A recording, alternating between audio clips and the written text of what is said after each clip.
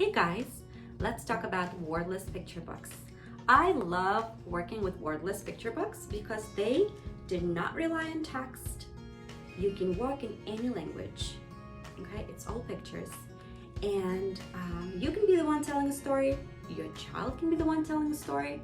You can both tell the same story and then compare your stories. So there's a ton of opportunities to work on many different language concepts, sentence structure, as well as WH questions, predicting, inferencing, and so on.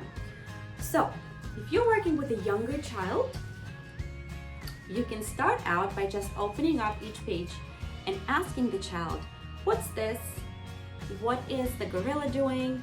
Where is the gorilla? So asking you what, where, and who questions that are contextual, that are easy, and that are supported by what's seen in the picture, okay? And then if the child is a little bit more advanced, you can ask him or her to sequence actions so they can go page by page and describe what they see in each picture, therefore creating a story essentially, right? And of course you can help them tie their sentences together into something of a cohesive story, right? If your child is even more advanced and has a lot of language, you can still do so much, okay? So you can have them look through all the pages on their own and then ask them to tell you the story, right? So, and they can initially look at every picture and that will support their story retell. Or you can have them look through it one time, then take it away and have them recall and narrate the whole story independently. And again, you can always support them with going back to the page if they can't remember, or asking them questions to prompt the answers you're looking for. One more thing that I love to address with this sort of book is auditory memory recall. So if I was the one telling the story especially, I will then close the book and ask, well, let's see, what animals do you remember from this story? Which ones did I include? Which ones did I mention? Okay.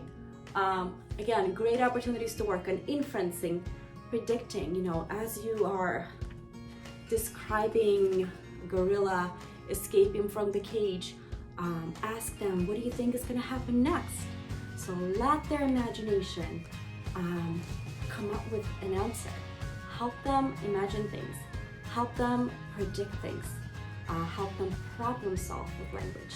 This is really a great source of expressive language goals being addressed, receptive language goals, and I absolutely love these books and I always recommend them to my families. I have a bunch of others here, and one of my most favorite authors is Marcel Mayer. He's got a bunch of different books that are the same concept, right? It's just pictures. And again, the reason it's so good to have is because you work on your narratives, you work on your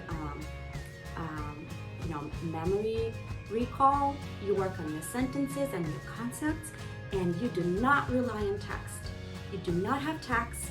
Your child can do it no matter the age, and you can always modify, simplify, or step it up for them if they're ready for more.